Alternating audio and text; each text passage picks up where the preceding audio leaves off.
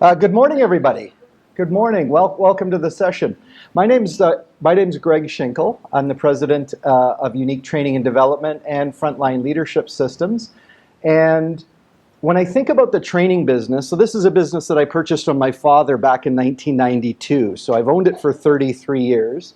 And I'm more excited about the next 10 years than those first 30 years, even though I think we've had a good run. And the fact that you're in the room today, and I know many of you, having just met most of you, at least for a few seconds to talk about it, you're here mostly to think about learning and development and how to get leadership to be stronger and more effective in your operations. And I think of the training business, when I think of my dad starting a training business in 1977 as a side hustle. Now back then they probably just called it moonlighting, but it was a side hustle. Basically, while he was an executive at General Motors, he got the bug to own his own training business. And back in those days, it was a briefcase or a suitcase almost of cassette tapes and books. And later, after I got involved in the business, because I was only 10 years old when he first started, he said back in those days, people didn't believe in training. Back in those days, it was just hard to convince even a business owner that you would spend any money developing yourself as the owner, developing you as a leader, or developing any of your people. So we went through that phase where training was something you had to convince people to do. And then we're kind of coming to what I think is the end of the next era. And that's where companies have realized that they need to invest in their people, in their development, and their talent in order to be successful. But why I'm glad you're here today is because I think we need to enter a new era within leadership development and training. And because now training is just being something like, we're going to spend money on training. It's a good thing to do. We're going to get some benefit from it. But I think there's an untapped resource or untapped potential to actually get more performance from it. So today's topic and session, as you saw, is called Leadership Strategies to Accelerate Operational Performance. And I'm going to share some ideas and some models with you for the first 15 minutes or so, and then we're going to bring up a panel and have you ask us questions. And I hope you do ask us questions. I came up with some if you don't ask us any, but it's way better if we answer your questions. And so let me use my iPad here for this model. If you decide, by the way, that you'd really like a copy of any of the visuals, even though you've got this handout, which has the key concepts on it, right? If you want the actual visuals, just shoot us a note, or you can text the number that you see on the back of the handout. And also, you'll notice later in the presentation, if you decide you want to tap into our podcast, we've actually got Ben Whitney, who's been a podcast guest, who's on our panel. I know John Burke-Mortell's been a podcast guest here. So if you're interested, we have a couple of podcasts, we have newsletters, and we have social media. That will be up also later in the session. So the first model I want to introduce or have you think about is this idea of decision-making waste, right? Decision-making waste.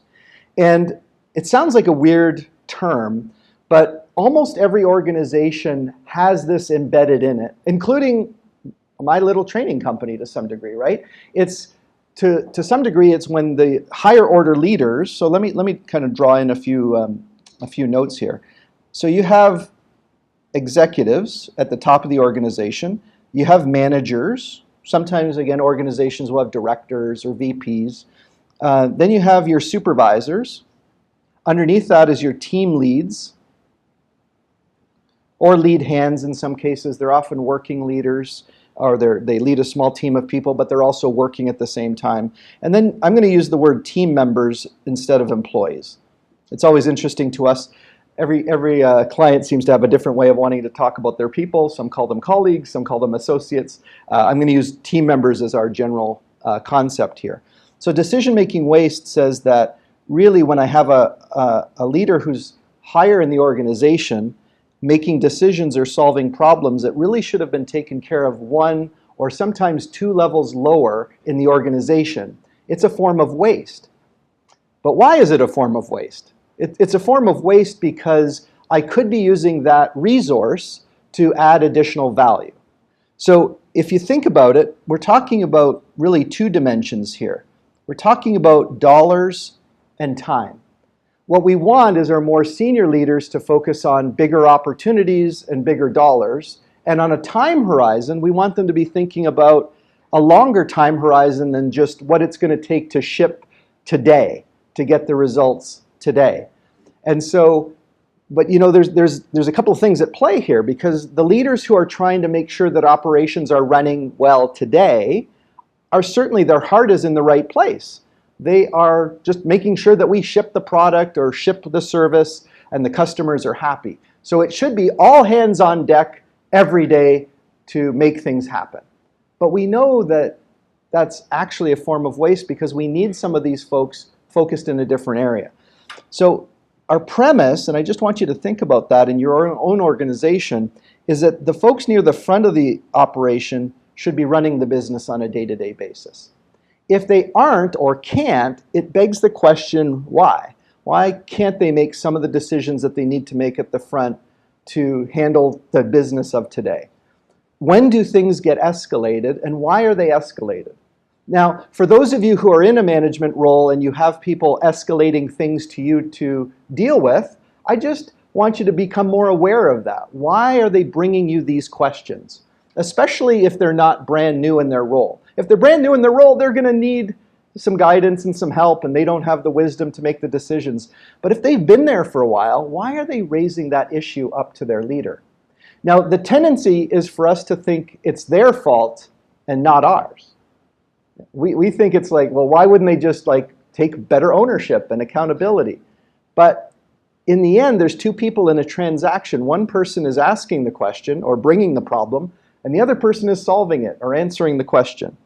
We want the people in the middle of the organization to focus on improving it, and we want the people at the top of the organization to focus on growing. Now, when I say grow, it may or may not be that you're growing the business, like actually making sales calls, but it might be that, or it might be that you're growing the business's capability and capacity to handle more work or do more things for your customers.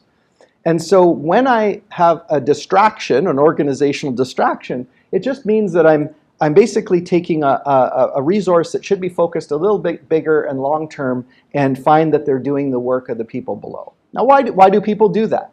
Well, I know why I do it in our business, is that I enjoy some of the other things. This is my sweet spot. I love to just come out and do presentations, go visit customers, do training sessions, but there is a business to run.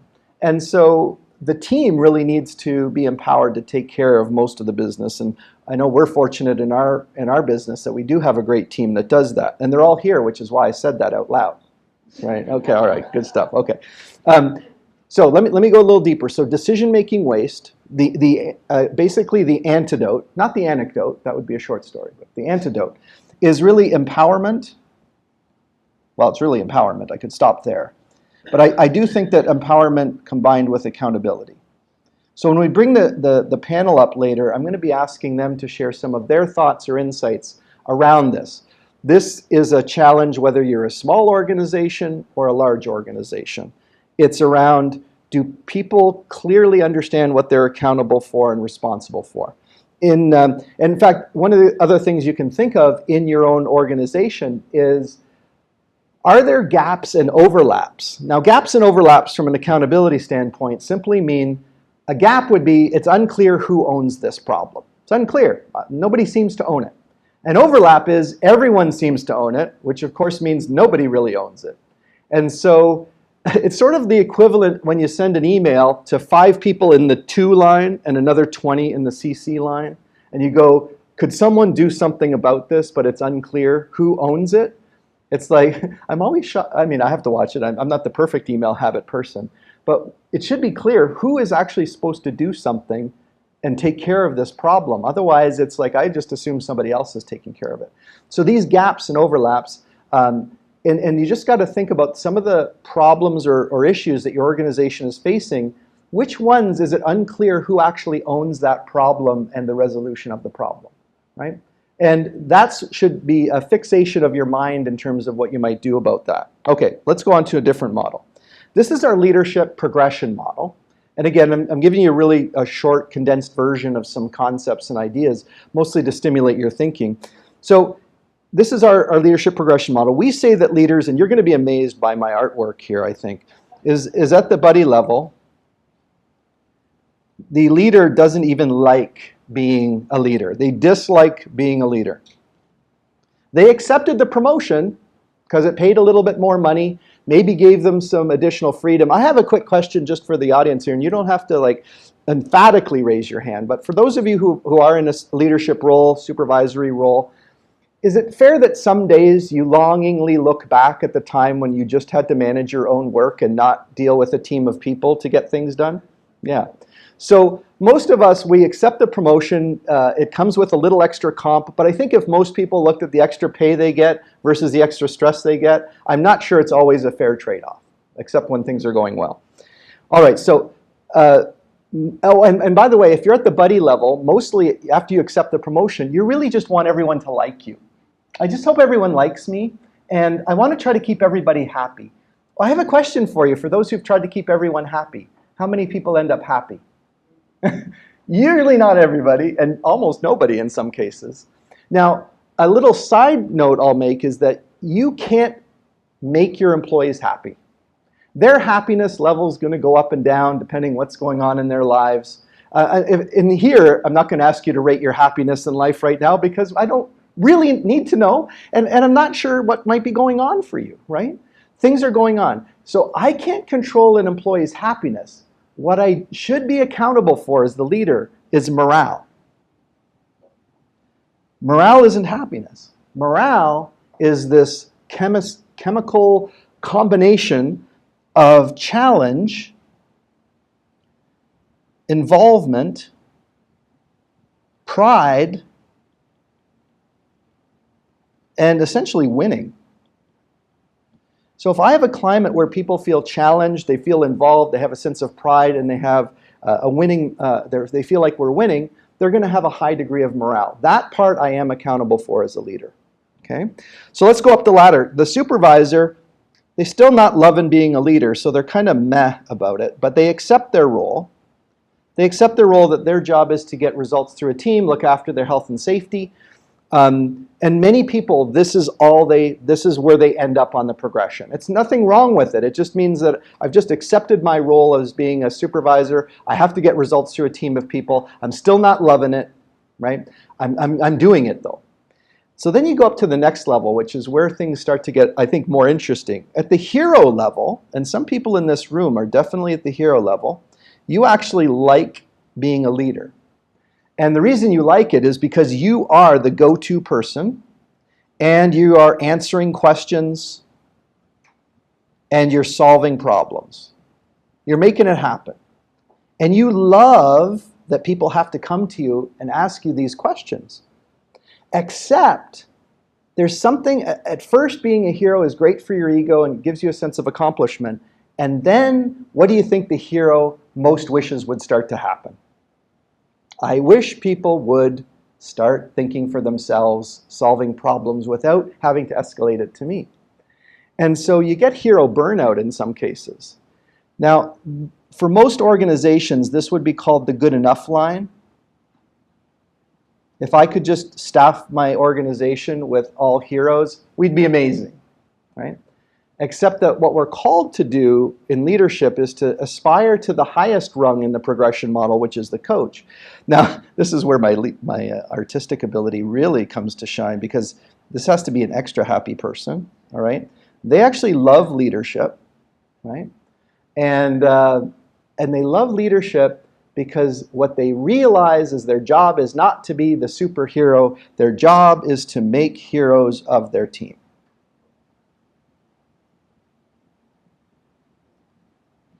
And I just think you should evaluate some of your leaders. You can use this model just to think about where would your leaders go on this spectrum or model. And what does it take for you, for example, to go beyond the hero to the coach? The only flaw in a model, and Kirk and I talk about this sometimes, is like every model kind of breaks down, because this would imply that you want to go from supervisor to hero to coach. And if you could skip it, you'd rather not become the hero. But most of us need at least a stopover in the hero, because we need to feel good about what we're doing and feel that we're adding value. until you realize that the value you're adding is no longer enough and you're actually supposed to add value by helping others add value. Okay, next model. So for senior leaders, I'm just going to suggest to you that your real mode is to move people from hero to coach. And when you do that, that means you're going to empower people, hold them accountable, train and develop them.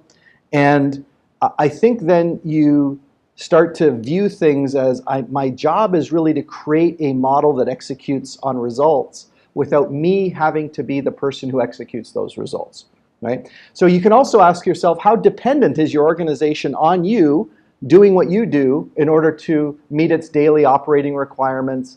And it's not that I want everyone to become indispensable. I just want you to view that your long-term goal is to coach people to become heroes. A couple other quick concepts, and then we'll move into the panel.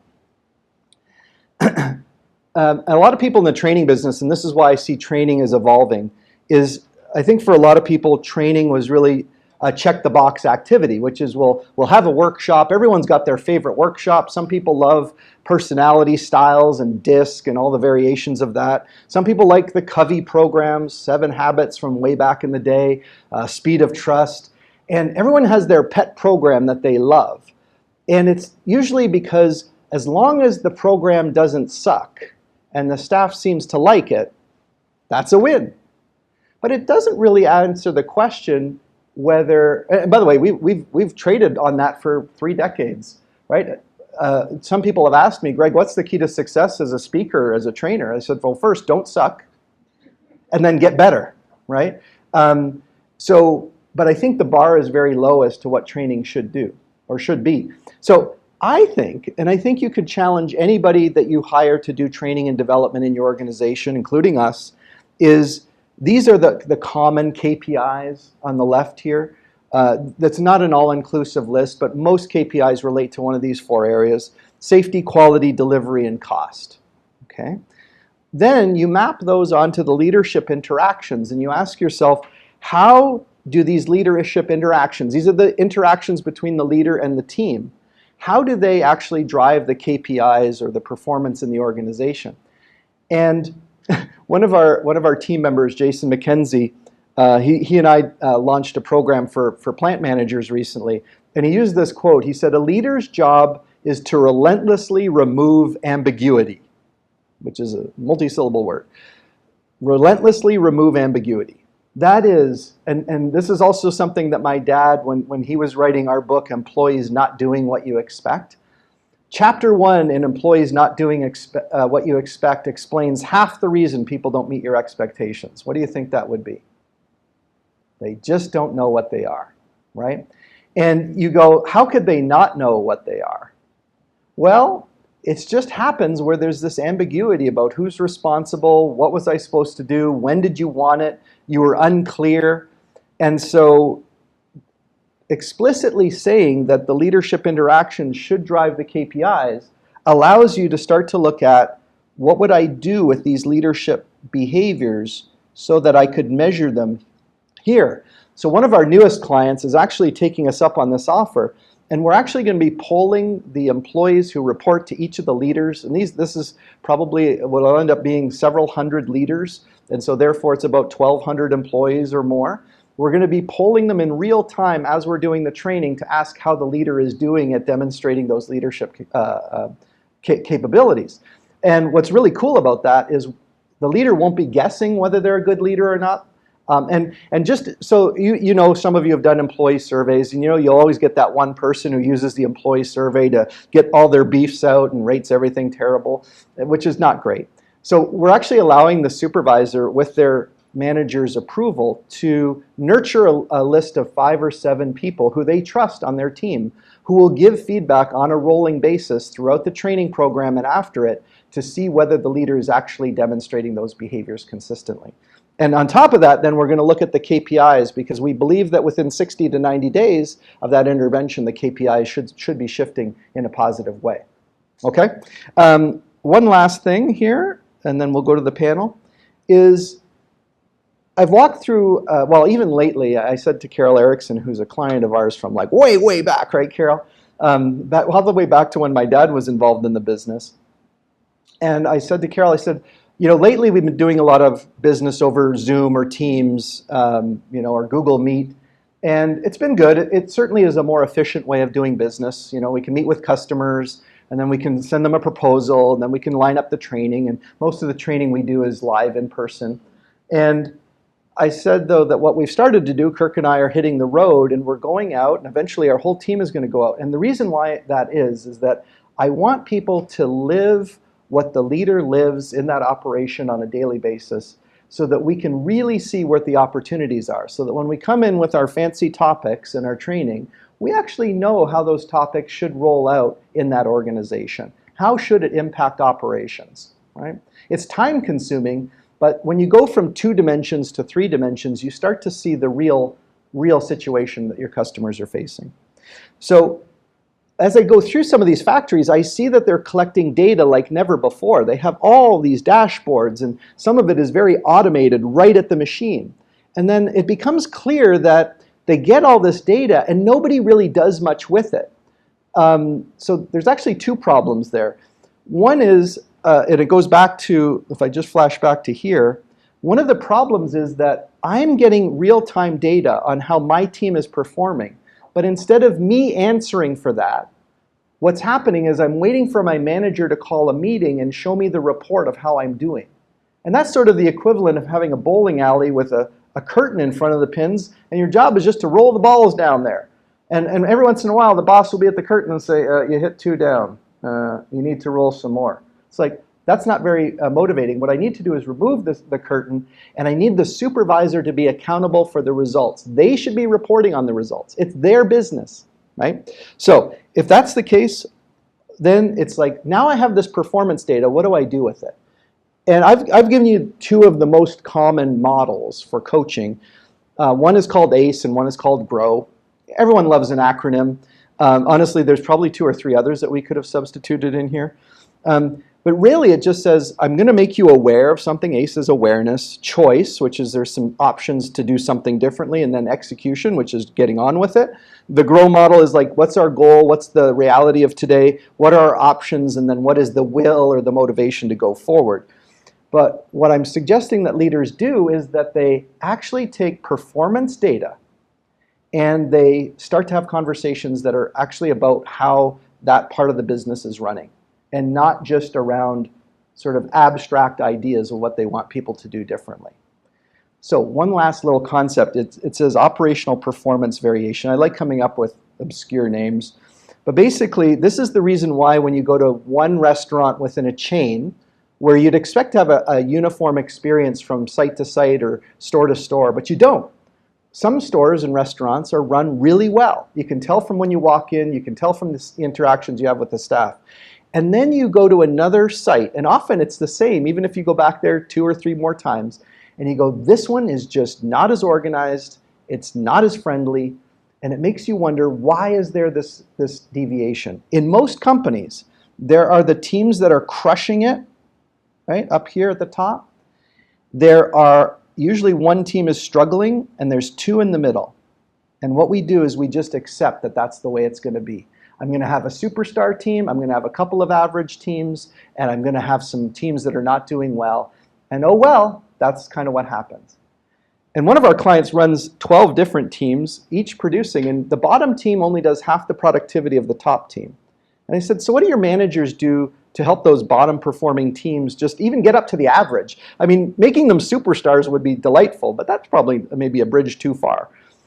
And I said, do you realize that if you could even move them up halfway, that's 25% more productivity. I just want you to think of how many more projects you could take on, how many more, what that means to your cost structure. And so I think we need to look at these realities of bottom to top performance and say, what am I going to do with real tangible data to actually escalate that? And I could go on and talk for the rest of the day, but I'm going to stop now because what I want to do is I want to bring up our panel. And so I want to introduce the panel to you. So let me tell you about Ben. Ben is the president of Armo Tool and Abuma Manufacturing. His career path includes geological engineering, PLC programming, die design, and automation leadership. Ben is a huge advocate for Canadian advanced manufacturing, including being the board chair of the nonprofit Trillium Network for Advanced Manufacturing, and most importantly, he is husband and father of 3. Ben and I are actually in the same personal advisory group, so I get to see him every month and talk about business successes and challenges. The other thing I'd say about Ben is you probably see him on the news. He is usually on TV London a lot. You don't smile. It's not a put down. You really look good. What's really cool is that you'll notice that he'll host events whether the Liberals are visiting or the Conservatives. He plays it neutral. I love that. Okay. Let me talk to you about Anne Antunes. Anne Antunes is the Director of Talent Management at IPEX, and my history with Anne goes back, again, to when she was just the HR and communications intern at Ford Motor Company in St. Thomas. And I was also very young at the time, and I was brought in to do a session for their supervisors. So 25 years later, I see Anne on a Zoom call while she works at IPEX, which is one of our larger clients, and we're delivering leadership training for hundreds of their supervisors. And I thought, wow, this just shows you that what goes around comes around, and I'm so glad that we had a pretty good relationship back at Ford way back in the day. So here's the official Anne description.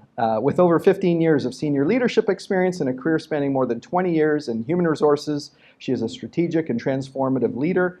Anne excels at partnering with business leaders to implement HR programs like learning and development, talent acquisition, and organizational development. She's highly effective at driving overall business effectiveness through a continuous improvement and learning mindset, which motivates and empowers her teams to achieve outstanding and sustainable results. I can vouch for the fact that Anne is super whip smart, and I always enjoy, like, we just delivered a program for plant managers at IPEX, and Anne's in the back of the room, and she's like giving me my starter for a PhD, I think, just with her knowledge and experience. Last but not least is my successor, and my wife Robin, who's in the back of the room, successor, Kirk Langford. He's the general manager at Unique Training and Development and Frontline Leadership Systems, which is our US-based company. So I've known Kirk from back in the day, I'm thinking 10 years ago or so, seeing him speak at a Rotary conference, and thought, this guy would be a good instructor for us. And so I mentioned that to him at the time, and he was a GM at Oxford Learning Centers. And then coming out of COVID, we had this really big surge in business, and I needed someone to help us run the business. And so I recruited Kirk, and I said, you can either be an instructor or you can become general manager. He chose general manager, which was a great thing for us because he's really helped build, in fact, he's hired the whole team that we have here and really is instrumental to running our business. So Kirk manages our day-to-day operation. He leads a team of more than 15 people, including instructors and staff members in logistics, marketing, support, and production. He's really a systems process thinker, which makes up for my mercurial lack of focus. And he has a passion for organizational and operational optimization, working to improve our organization efficiency and productivity. He is fluent in French and Portuguese, and supports the delivery of content in French. He is a proud Rotarian and enjoys supporting the community through various projects, program events, and other initiatives. Can you welcome our panel, please? Okay, so first I want you, now that you saw the presentation, some of you have seen it before, I'm just curious, initial thoughts, and you don't all have to have a thought on it, but if there's something that struck you as you were hearing about decision-making waste and empowerment and accountability, did you want to make any comment about that? Ben? Is that, that is working, okay. So I think being the hero is a lot of fun, and I think part of the reason that people get stuck there is actually being the coach is not that much fun. Until you kind of lean into it for a while and you get satisfaction from other people's careers developing and other people advancing. But actually, it's more of a slow burn of a process rather than the fun of being the hero. And I think that's why people get stuck there. When I was a PLC programmer and I did a couple other jobs and eventually I became president, I still did some PLC programming because there was always a reason why we were out of people or nobody else wanted to go to Ohio or something. But I also loved it because it was very tangible and you could see, that wasn't working and now it is, whereas being the president is a little bit tougher some days. For me, one of the things I try and keep front and center is I assign myself a shop rate and I try and think about, is the thing that I'm doing generating that much value, and help control me from my instincts of getting involved in smaller issues. Is I assign myself a rate of $1,000 an hour and try and think about, am I generating that return with what I'm spending my time on? Cool. And Yeah, I think for me, I had an interesting journey because my journey was I was really passionate about coaching and growing people and seeing people be successful. When I moved into the leadership role, I quickly found out that wasn't value. The reward wasn't in that. The reward was in being that hero. So for me, I had that internal struggle and was trying to then be the hero. And so it's interesting enough that now we're recognizing, or have been recognizing, that the true value is in the coaching and in that side and less about the hero. So it's kind of innately been in our culture and in our society that the hero, that is where the reward is. That is where the return is. So for me, it's having people understand what can be the reward for them in a coach role when their whole life it's been the reward as a hero. So it's really having them understand there could be equal return and value in that coach role. So for me, that was really interesting in terms of me trying to change myself and then quickly realizing, no, it's about having others understand the value of that coach role. very good. That's good. I like that. Okay, Kirk, go ahead. So I've seen these models once or twice. That's right. A couple times. There were two things that stuck out that I thought was interesting. And of course, you mentioned at the hero level, people generally like being a hero. In fact, many love it. I also think there's a fear component to that a lot of us struggle with, which is, what if I feel like I become redundant? If I'm suddenly letting someone else handle the issues that I used to be the expert in, what happens to me? Is my leader gonna look at me and go, well, wow, great, your team doesn't even need you? We don't need you, see you later. And I honestly think that's a real fear, especially in manufacturing, where we see, restructuring can happen, and suddenly all these people who thought they had a pretty solid gig going suddenly are made redundant. And so I think what's important as leaders is that if you're asking people to empower their teams, you're recognizing when they've done it. So it's not looking around going, they don't seem as busy as they used to be. I got to give them more work. Instead, it's them understanding, we recognize that you've actually worked really hard to empower your teams and hold them accountable. And it's thanks to that you seem less busy. And so it's actually a good thing. And I think that conversation, that transparency is what causes an organization to have supervisors who want to empower as opposed to are afraid to because they are afraid of becoming redundant. And the other thing I was thinking about with our KPIs, when we have our discovery meetings with a lot of our clients, we'll often ask them, what KPIs are you hoping to move the needle on? So we come in and do leadership training. We're going to teach you to be a great communicator. What KPI is going to be different a year from now? And many, many times, there's a bit of a disillusionment because often they'll go, I don't know. My boss told me to find some training, or all of them, yeah. And so it's really interesting, and hopefully you're just thinking as you go through this, when I want my team to empower more, when I want there to be better communication, I want them to be better at managing conflict. Why? What's the payoff? What KPI will show a year from now that this made a difference in not just the leadership side, the people side, but also how the operation actually runs and performs. So those are the two thoughts that kind of came in. Which shows you the lack of awareness that there is. So because we're typically talking with someone in either talent development or human resources when we have these initial calls, it's interesting because they've often either decided themselves or been tasked with finding training or finding development for their team, but they haven't really been told what the outcomes are always. And so what we want to do is help people become more strategic within their own organization so that they actually understand that linkage themselves. But you're right, they don't often have a clear answer to, all I know is I was told to hire training and you guys don't suck, so we're going to maybe go with you. All right, so thanks. Now, a question specifically for Ben, and then I certainly, if you say, oh, I want to ask a question, you can always interrupt me. I've got some prepared questions that I've sent, and then, so Ben, for you, and Ben was on the Accelerating Operational Performance podcast with me. Actually, episode 1, you were the first guest. 10 people have listened to that episode. I'm just kidding. It's more than 10. But when you first launch a podcast, it's like, yeah, this isn't exactly the SmartList podcast with 1 million listeners. But what Ben did, and he did a great job of it, is you talked about empowerment, and you kind of spoke to it there in your first answer. But what helped switch the role to helping managers empower? You also had a way of including your team and ideas when you took over Abooma. I just wondered if you could talk about, how you involve people and what your view of empowerment is for your managers.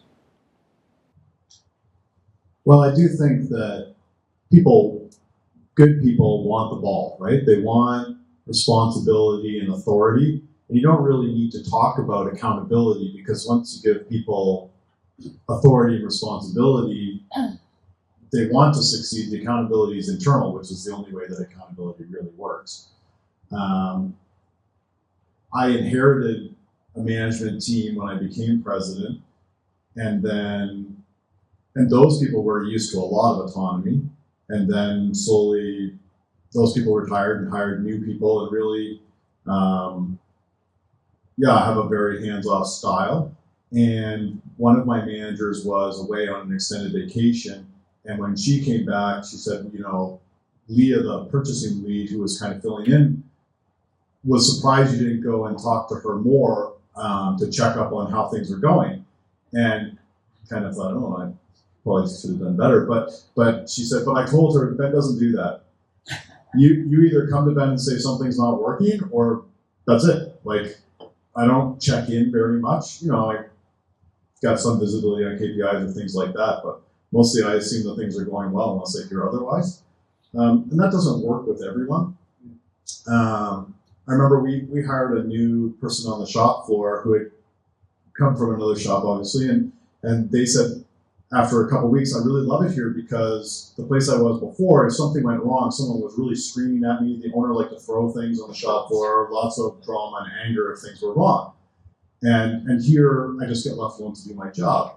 And I had some inkling that this guy was actually underperforming for us. And I said to him, just be careful that you're not somebody who needs that to succeed, because we're not going to yell at you and we're not going to throw things. We might come to you and say, you didn't meet expectations, but we're going to do that like twice and then we're going to let you go. Because I'm not going to change myself to be like that fool you were working for before. You'll either succeed in the kind of feedback we give, or it won't work out here.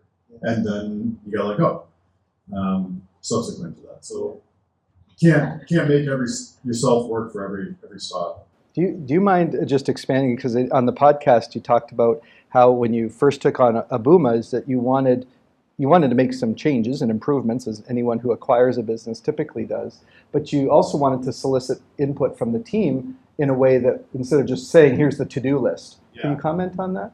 Oh, yeah.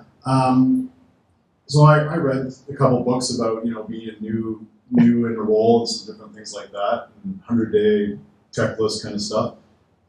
So I gave every employee a sheet of paper that said, like, what are your small ideas and your big ideas of things that we should be working on? And I gave an example of a small idea and a big idea. And I said, you can make these anonymous, but we'd really like your name on it so that we can have communication with you. And then, I think it was like 30 people. So you get every idea under the sun, including 90% of the ideas that I had going in, and then kind of put those up on a piece of paper in the lunchroom, and we worked on them. And we communicated with people like, this idea that you said, that you acknowledged was a big one, is really big, and we're probably not going to get to that for a while. But it let us really knock off things that were their ideas instead of things that were coming from new management, which really helped build engagement that we were acting on things. And they had kind of a stale management, not much had changed, things weren't going that well. So having that, buy-in social contract that we're really going forward with their ideas, that was really powerful. Yeah, it's interesting, because the hero would say that you come to your team with all the ideas and you say, here's what we need to do. But just asking the team for the ideas allowed, again, a 90% overlap with what you were planning to do anyway. But now you could give them credit for those ideas. And lots of ideas that I didn't have too. Yeah, for sure. And a question for you is in those 25 years between us seeing each other, you worked in a lot of really, I think, really dynamic and interesting operations, from like BlackBerry, Amazon, a couple of startups that I can't remember just from my memory.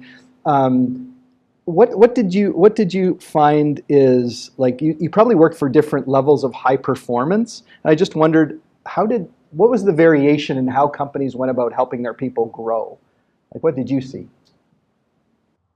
I would say from helping their people grow, it was kind of like that stale standard model. It was send them to training, then they'll go to training, and then they'll get better. So that was consistent. So, in joining those organizations, it was consistent, but it wasn't yielding results. Because we were having the same conversations year over year in terms of what the opportunities were, what needed to happen. So it was about really working with them from a business perspective, because that's the language they could understand, and really working with them to, going back to what you were saying, is what's the problem we're trying to solve? Like, what's the business problem we're trying to solve? And how can we grow and enable people to solve those problems? So it was all based on driving it back into the business and understanding what the business needed. And not just today, from a short-term perspective, obviously we had to do that, but it was also focusing in longer term where we wanted to be and what we needed to do. So really around that space. Now, some of the organizations that I've worked for were very open and very advanced just because they needed to move quickly. When I worked for startups, it was less about that because we were still in funding and getting different series investments. It was all about profitability, right? So it's how do you keep your people engaged when the focus isn't going to be you. So it was trying to find, how do you find those engagement points with having people develop, but still being tied to the business aspect. Okay. And then just before you pass it over to Kirk, I'm curious, because you've also led teams of people in training and development, learning, and HR. And I'm just wondering, because some people in here might be practitioners, or some who might watch the video are practitioners, what have you seen as the difference between what can people in HR or talent development do better? Is it just around thinking about how you're helping solve a business problem? What differentiates sort of an average or lower performer within talent management and somebody who's a real value added to the business? Again, it's really being tied into the business. I'm not an HR person. I'm a stakeholder in the business, right? So partnering and understanding. So for me, when I join a business, it's about getting into what our business is and really understanding that from the ground up in some instances, right? So working on the operations floor, taking the lead for short periods of times and being that frontline supervisor. I've done that several times to really understand the business, so that when I'm then speaking from my expertise, I'm tying it into the business speak. That's really the key in having them value what you're going to bring to the table, that then opens them up to have the conversation about some of the ideas that we want to drive as it relates to talent development, which then ties back into learning and development. All right, well, that's great advice. I know some people in the room here are also in the service business like we are, and being able to walk in the shoes of your customer, in that case, HR walking in the shoes, or talent walking in the shoes of the operators, gives you credibility with them because they see you walking with them. I will say that we've had a couple of clients where, the HR manager just isn't comfortable being on the shop floor. And so when you ask, like, hey, do you ever go out on the floor? Do you go out and talk to people? They're like, no, I stay in my office. It's like, you're just missing an opportunity to build credibility and relevance, I guess, in your recommendations as well. Kirk, you kind of addressed this a bit in your opening, but we have I will say almost all of our projects go really well. First, I want to say that. But I would say that some projects go better than others. And I wondered whether you had any insights thinking back over the projects that have gone like extremely well versus the ones that still went well, but they didn't maybe crush it. No insights. No, it's complete line in the wrong. I would say it's awareness. So kind of what Anne was saying, and same with HR, the more plugged in they are into the business, I think the more they understand what outcomes senior management or leadership is looking for out of a training program like what we provide, right? So in my mind, when we go in and they have insight into that, or if they don't right away, which sometimes they don't, but they get that insight into here's how we really know the training is going to be working. Here's really what we're looking for. I think that's where we see more success. And I think, so that's the first part, is that sense of we're on board with this. It's not just a kind of a, they come, they train, they leave, just do our training, and then if anybody changes afterwards, great. If not, I mean, that's kind of what we're expecting, right? This sort of in and out. So they see it as an ongoing effort. It's not just a flavor of the month kind of initiative, which I think, you talk sometimes, you didn't bring this up here, but you talk about organizational distraction, right? This month is focus on safety month, and next month is focus on mental health month, and next month is, and people are feeling pulled in so many directions. And, it's not to say you shouldn't have multiple focuses, but I think people start to feel like if they just ride something out for a couple of weeks or a couple of months, it'll go back to status quo, and we can forget that we were expected to change.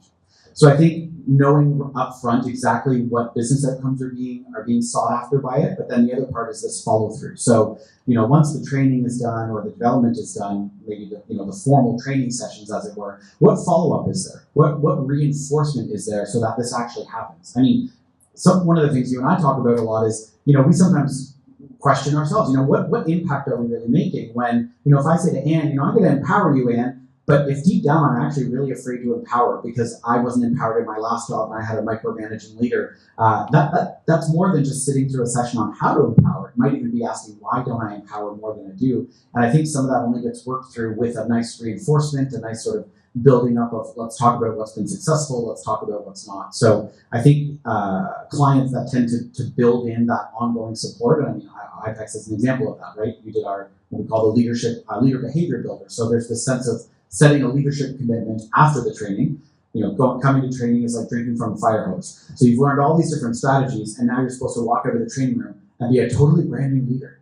And we all know that if we actually show up on Monday morning and go, everyone, I figured it out, I'm now the guru, you're going to scare the hell out of your team. They're going to look at you and be like, where's Bill? What happened to Bill? Because we really can't handle that much change at a time. We want small snippets of change. So it kind of works two ways in that we're not overwhelming our team with change just because we came and took a leadership training course, but also we're starting with what's the one small thing that I can take from this and actually implement, knowing that when I go back to my job, I've got all of the stuff I was dealing with before, and now I'm trying to make better leadership habits. So I think when there's that reinforcement, people get a longer chance to work on it, to benefit from it, and then I think we see a much more successful project overall. All really great answers. And the only thing I would add to that is just the clients who are more engaged when we're designing and rolling out the program end up having better outcomes. And so there's a lot of clients who just trust us and they say, come and do your stuff, and we do. But if they're more engaged while we're planning it and talking about it, and they just get better outcomes. And I would say beyond just the people who are tasked to be our leads, we found that when the operating leaders are involved in making that decision, and it's not that they don't trust the talent people for making the right call, it's just the talent people realize that if I don't get this operating leader to buy in, no matter what I do and how great I justify this, it's not going to be the same as if they see this as the key to solving their problems and running their business better. Now, I want to So Greg, one thing to add to that, and what's their role in the learning journey for their employee? So this isn't just about the person who needs the training or goes to the training. It's the accountability of their leader who supports them to go to the training as to what they're now going to do to make that person successfully and transferring that behavior. So for us, we follow like a learning model that's 10, 20, 70. So the 10% is that formal training that they're going to go to a class or they're going to go to a session. And then the 20 is who are they going to learn from? Who are they going to gain more knowledge from? And then the 70 is the specific actions that they're now going to apply in the beginning, the smaller actions on a day-to-day perspective, and how their leader will support them in that journey. So I think that that's also key, because a lot of times we talk about the learner and what the learner has to do, what the person has to do. But for us, it's equally important that their leader is accountable as well. Yeah, thanks for mentioning that. It's an old expression. I think I got it from my dad years ago. He said, "What interests my boss fascinates the heck out of me." And with this new project that we're launching soon, we've said, we said if you wanted to get the absolute best outcomes and change from the project, each manager would sit down with their person, the participant, and they would actually look at the learning objectives and they would say, when you're going to this is how I see it helping you, execute and run your business. So even before the training, having a discussion. But we require to graduate from most of our programs a check-in conversation between the participant and their manager. And what we say is the check-in should not be, so how was that course? Right? Which again shows you the threshold, like, well, some courses suck and that one didn't. It was great. It was very interesting. But we think it should be more like, hey, what specific were your takeaways? How are you trying to implement that? What are you seeing as the obstacles? I'm your leader. How can I help you do that? Just one other little side note is a new wrinkle that we're throwing into some of our programs is called a leadership application huddle, which is where the leader gets learners together after we're done and just talks about what they've been trying and how it's been going. And interesting that the company that we use to measure our leader behavior builder, our little commitment service, actually has empirically proven that doing those internal discussions adds more impact than if the external person comes in and facilitates it. So this goes back to Anne's point. If the manager is actively engaged in the learning, it really adds to the impact. And it also becomes very real because we also get fooled, I would say, as trainers. We're asked, well, who really impressed you from the training class? I fell into that trap, 25 years ago. But how can I tell watching a classroom? I said, I've seen people who constantly participate, who really don't put anything to action. I've seen quiet people who I thought were actually angry through the class, actually get a lot out of it. And so I learned never to comment on it. I said, if you're asking for classroom performance, I can comment on that. You see their actual job performance. Okay, so even though I'm supposed to do panel all the way till 10:10, I do want to just pause here. What questions do you have? I have more for the panel, but any questions emerging in your mind that you just want some clarity, either from myself or from the panel? What's going through your mind? Nothing? All right. Sorry, I'm going to go to the back row. Go ahead. Yeah. And I'll repeat the question for Terry on the video. Curious whether we do any testing at all to see if somebody's in the right place.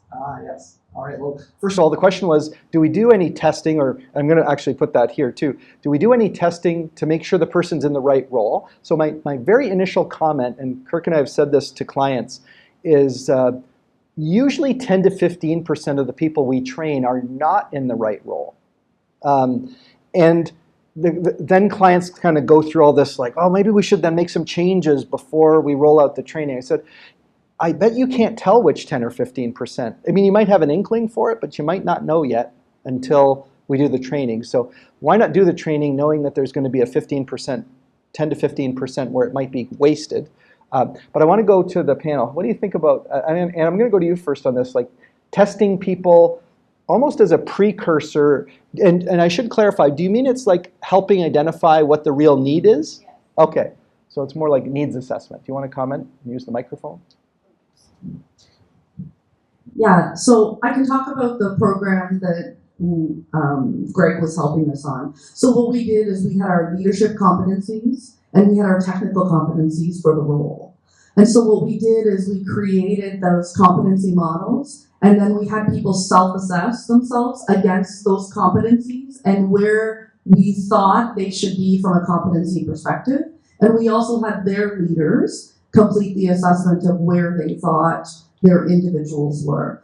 Because then when they go into the program, regardless if they're in the right role or not, they can target and focus on the aspect of the program that's most relevant to them. So in the end, they might end up going to a different role or moving around, but they can still take that learning because that learning based on the competencies, both the leadership and the technical, are transferable into other roles that this individual would potentially go for. So instead of using that to maybe not have people go through the program, we're using that to develop people because we need to develop our talent anyways.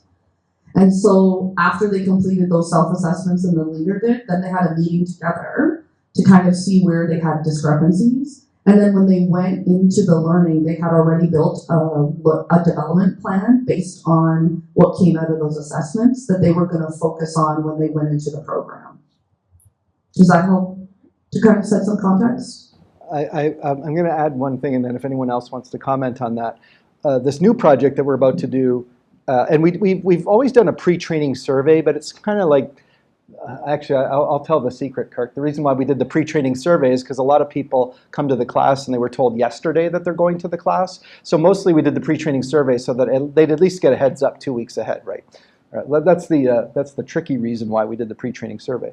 With this new client, and it putting us on the spot, is we're going to do this benchmarking of them doing a self-assessment, their people, these little groups of 5 to 7 trusted employees providing feedback, and the manager providing feedback.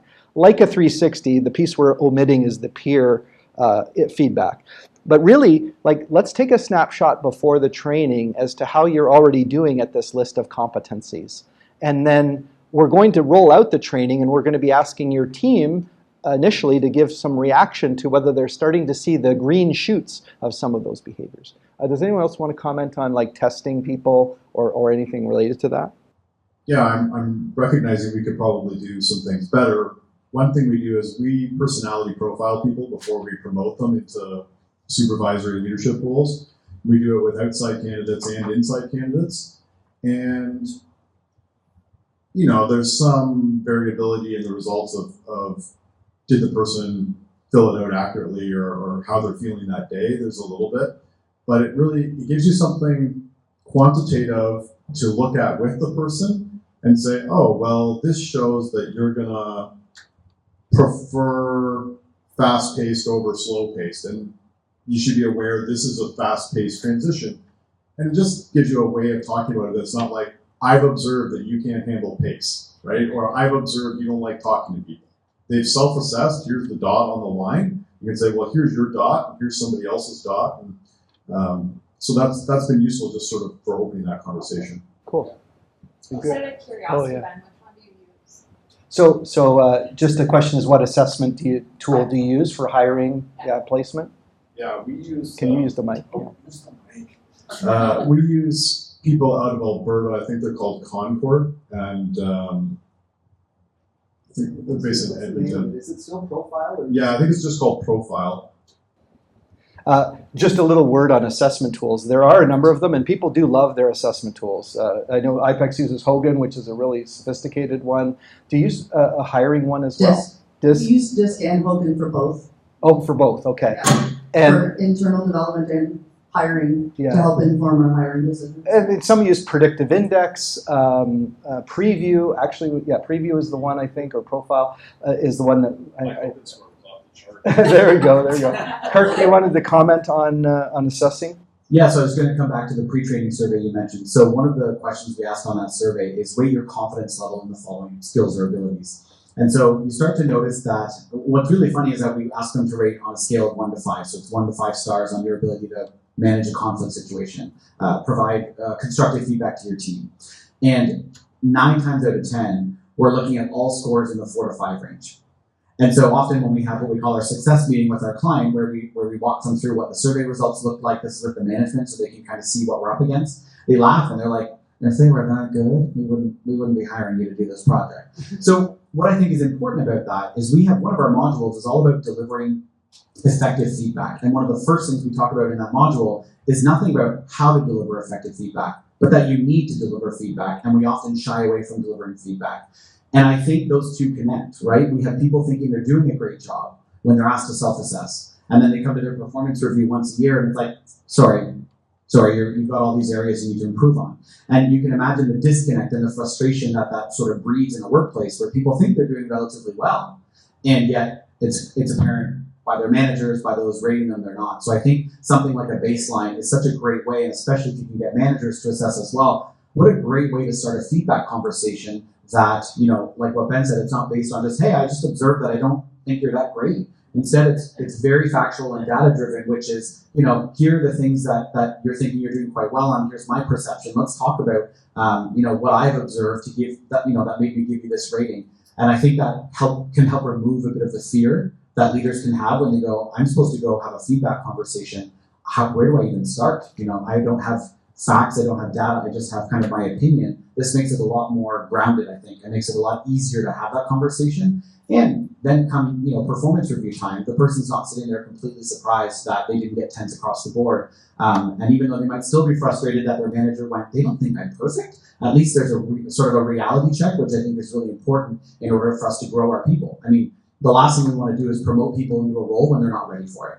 And so we're better off in our organization to say, I think you're great, but there's still some growth that needs to happen before you're really ready to take this on, and not have the person be completely blindsided by that feedback. Good point. Now, you do want to promote people before they think they're fully ready, but not when they're completely worried that they're not ready at all. I think, though, that speaks to the whole overconfidence that people have in their roles, but it goes back to performance-based coaching and commenting, in being objective about the information and not sort of allowing it to build up. What you're also speaking to is try to avoid having a performance surprise meeting once a year, right? Where it's like, hey, I'm just going to let you know a bunch of stuff I should have told you back in March. But you didn't. Now you don't have a chance to fix it, and it's affected your pay adjustment for this year. Were you going to add something, Anne? All of these points of data are just points of data. None of them by themselves are enough to decide what you're going to do. Just like any other data points that we use in business to make business decisions. We use multiple data points. So I think that that's important, because sometimes with leaders, they're just looking, give me that data point and then I'm going to make my decision based on that one data point. There's not one data point. And the other part of it is, it goes back to, there's the data that helps us to understand what we need to focus on today.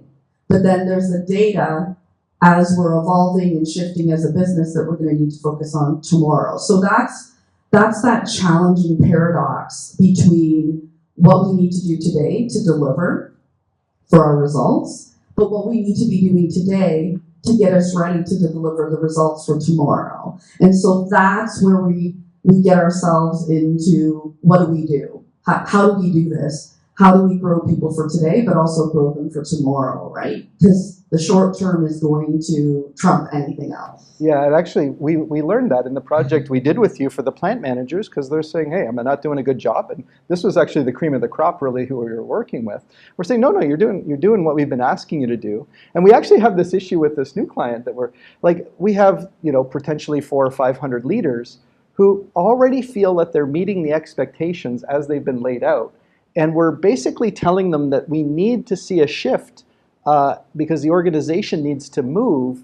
And if we don't tell that change story well, they're going to be like, I don't know why you're fixing me or trying to help me grow. I'm doing just fine. I'm doing the job that you said, and I got a decent increase last year and a bonus. So you know what? I don't know why I'm having this training, so I do think that you're onto something there. Yeah. Another question from the crowd. Wisdom of the crowd. Anyone? Okay. Oh, Carol, I see. It's like an auction, isn't it? I got Carol Erickson with the finger up. Go ahead, Carol. I thought the organizational distraction was a really interesting way to term it. My staff used to see me go on holidays, and I came back and, oh God, she read it. So, but I think now it seems like, and maybe this is me, I would be very interested in other people's opinion.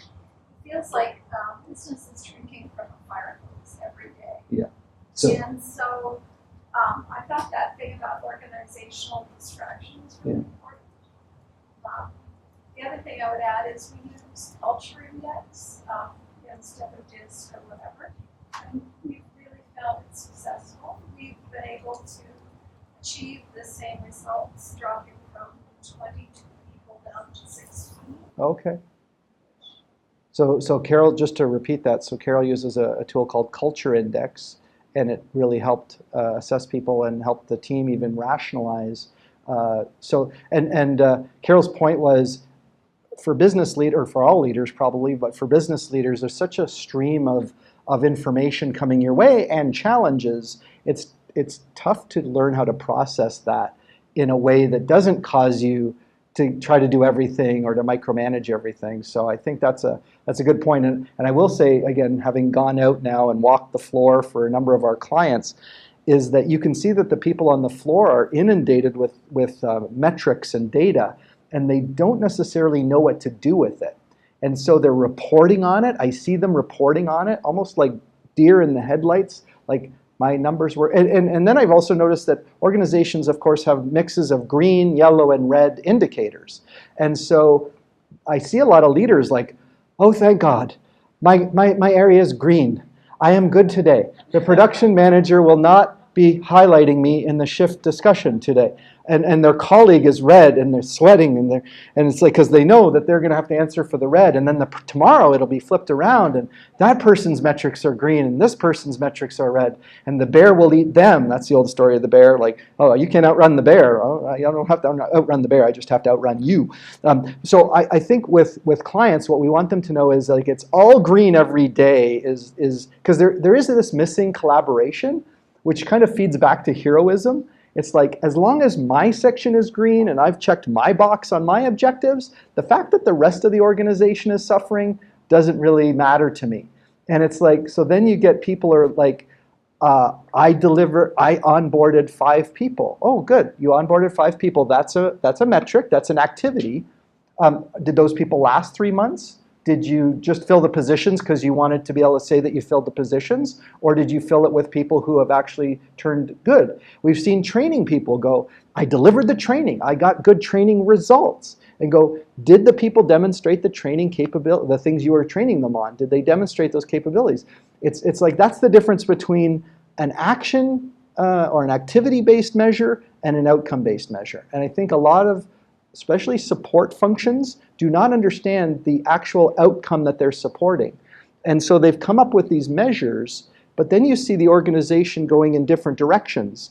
Oh, finance, we need some objectives. So we're going to make objectives like increasing working capital by stretching our suppliers by an extra 10 days of payment terms. And it's like, okay. Or one client of ours, they said, we could save 6 minutes of assembly time by charging 25 cents more for this back pane of glass that goes in this SUV. And the purchasing agent says, I don't care. I only care about purchase price because that's how I get measured. And I can't give you 25 cents more. So too bad that the 6 minutes was probably worth, I don't know, $50 because that's not how I get measured. And so I think it actually goes with this whole like stream of information. People don't know, like all I know is it's almost a state of anxiety. I feel like I'm getting anxious just talking about it. So does anyone want to comment though on sort of incentives and alignment of getting people to kind of pull in the same direction? Anne, do you want to talk about that? Yeah, I think it goes back to clear expectations. So when we roll out our priorities at the start of the year, they're really big priorities. And those priorities have many subsections to what that's going to mean on a day-to-day basis for us to achieve that. So what I found, even with my own teams, is when I would come to them and say, okay, we're going to work on this, and they're like, and remember, that's the priority. And I'm like, okay, let's talk through this. So how does this that I'm talking to you about today, how does that link to that? And a lot of times it's like, well, it doesn't. So I think for me as a leader, when I roll out the priorities, it's going to that next level of having them understand. So what is this going to mean for you on a day-to-day perspective? So it's really, I see myself as connecting those dots and building the bridges, right? And so even when they come to me later and they're like, I don't know what the expectations are, I don't know what I'm working on, I take them back to that original conversation and say, okay, let's break this down. And if you start doing that, they actually start to build their business acumen and start to understand. So things like working capital and a lot of things from a financial perspective, a lot of people don't have any understanding about any of that. They're just like, it's words I hear at a town hall or a CEO webcast that they're talking about this stuff. So sure. So it's actually hearing what they're saying and then taking steps to educate them and grow them in that understanding so that then on a day-to-day perspective, they now can think through and kind of come to some ideas or thoughts around what's going on, and they can draw those connections without you having to do that. But up front, you're going to need to invest the time to educate them and have them understand from that aspect and have them really understand the business, even data.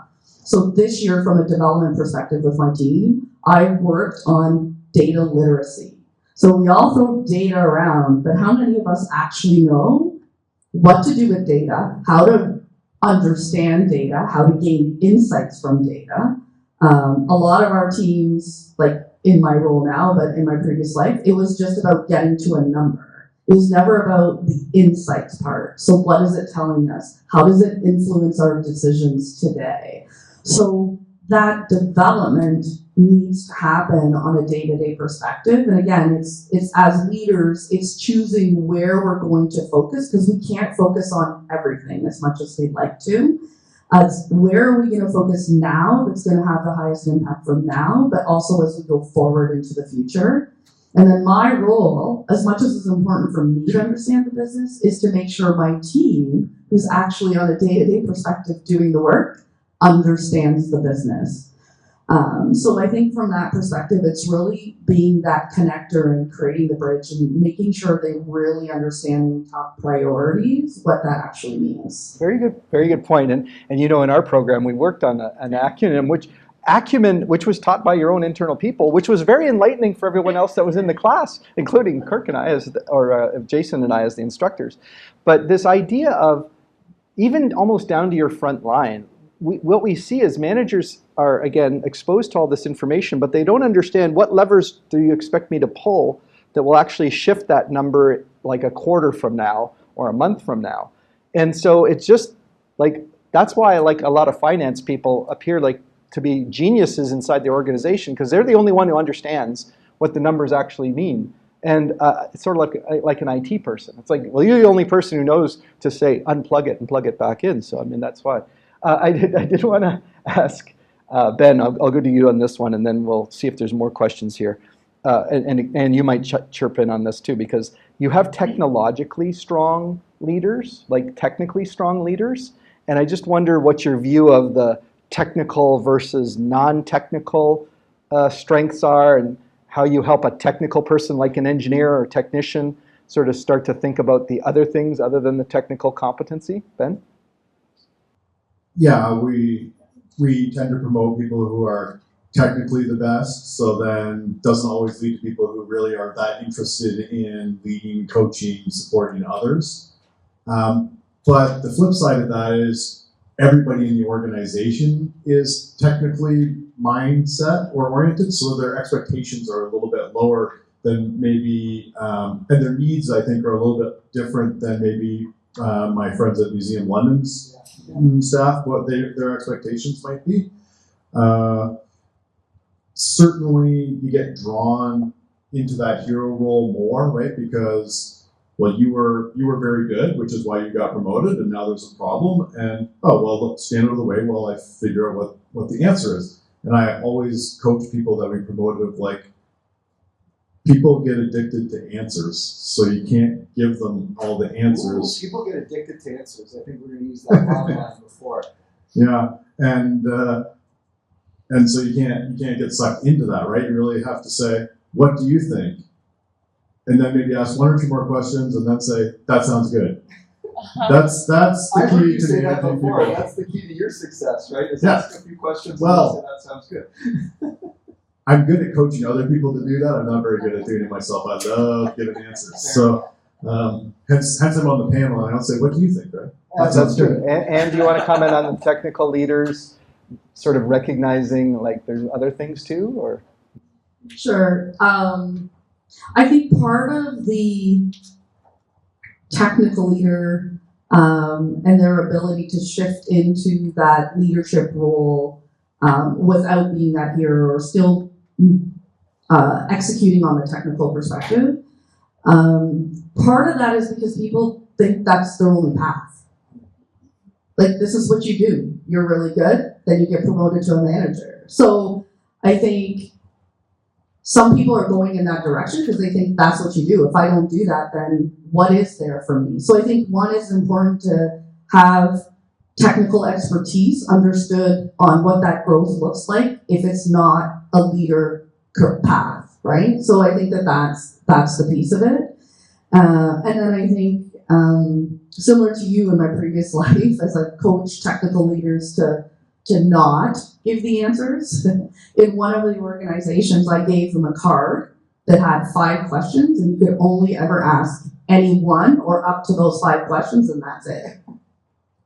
And so that was to drive the behavior of, shifting from that technical expert to building others to be, technical experts. But I've gone through this even when it's not leadership, right? So when I was running my L&D department and determining trainers, who was going to be the trainers? The tendency from the operations floor was like, well, this is my best operator. They're going to be the trainer. And in most instances, they were not.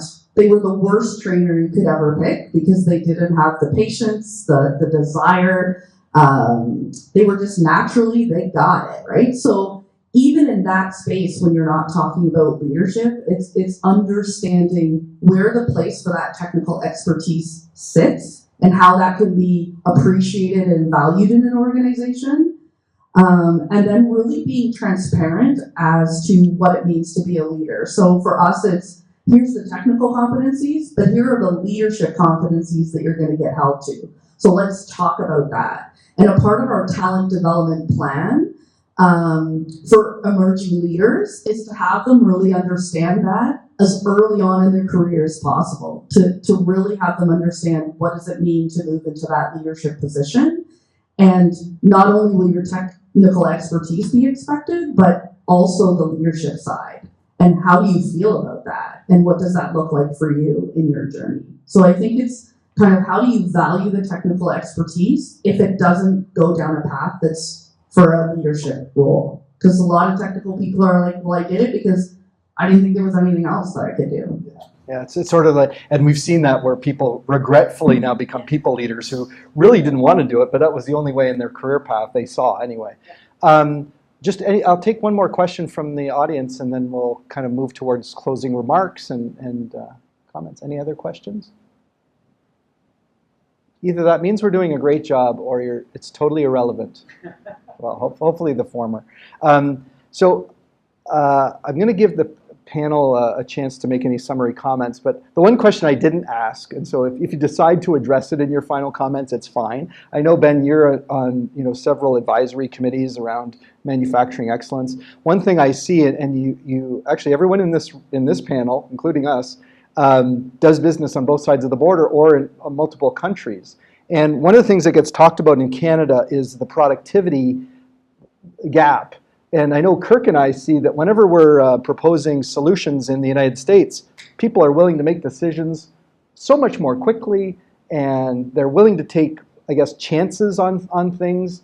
And in Canada, they're really worried and fixated on, they just take a lot longer. So you might decide to address that, or you can make any other summary comments. I did want to draw one other model for everyone in the class while you're still up here. And this is really just to help you think about how you can help your organization move faster. All right, so it's one last little drawing that I'm going to do, and it's called Accelerating Results. And basically, here's how it works. And by the way, I think everybody here has seen this model before, but I'm not sure about whether you've seen it, Anne.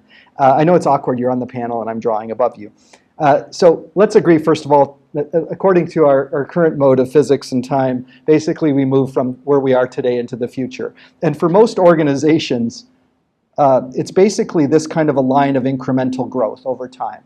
It's not necessarily blowing the doors off, but it's usually trending in the right direction most of the time. There are organizations, though, and some of you in this room have probably been part of them, it wasn't your most pleasant experience, is some organizations end up going on what we would call the drift line. Right? They're basically drifting to a losing outcome. And of course, that's not what you want to do. If you've been part of it, it's no fun because you're cutting back, you're restructuring, just a lot of negativity in the operation. Certainly morale is typically not very high at that point. And then on the other hand is if there's a winning outcome, usually there's another line or another path that the organization can take. We'll just call that the success line. And when you're on the success line, most people in this room will have been part of an organization that's on the success line. I just want you to notice that as you move further across from left to right, the gap between these two starts to widen. And when you have a big gap between the drift line and the success line, basically you need heroic measures to get it back on track, right? This is where we put in restructuring experts and turnaround experts, and they have to make a lot of dramatic, very emotional, impactful decisions on folks. Where those two lines are the closest together is back here, closer to today. So, and here's the interesting thing. When you look at organizations that fall, they don't fall off the success line. They usually actually behave their way off the success line. And if they're behaving their way off the success line, that means that there's one of three causes, right? It's either a skill gap, that's where training and development can come in. There's a will gap, which is motivation. People don't understand the gravity of the situation or what they need to do to be successful. Or you could argue there's a circumstance. In other words, what I thought would work isn't working anymore, or the market has turned against us, right? So I think what we're all called to do is to see how we can play our role in getting on the success line, right? So how can we see what the organization needs today to be successful and what it needs at least in the near distant future, and then based on that information, stay and get on the winning line. And of course, there could be increments along the way. There can be stopgaps between these two. It doesn't have to be a disaster scenario. But I think what people want to be in an organization that is conscious about where it's trying to get to, is clear about that vision, and then makes things happen towards it.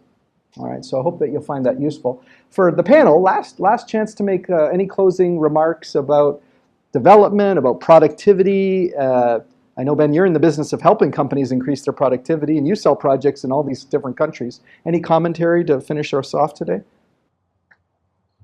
Well, when I was at Manufacturing Matters, Linda Hasselbratz was the keynote, and she said that their analysis is that the productivity gap between Canada and the US is mostly in government. Actually, manufacturing, there is no productivity gap between Canada and the US.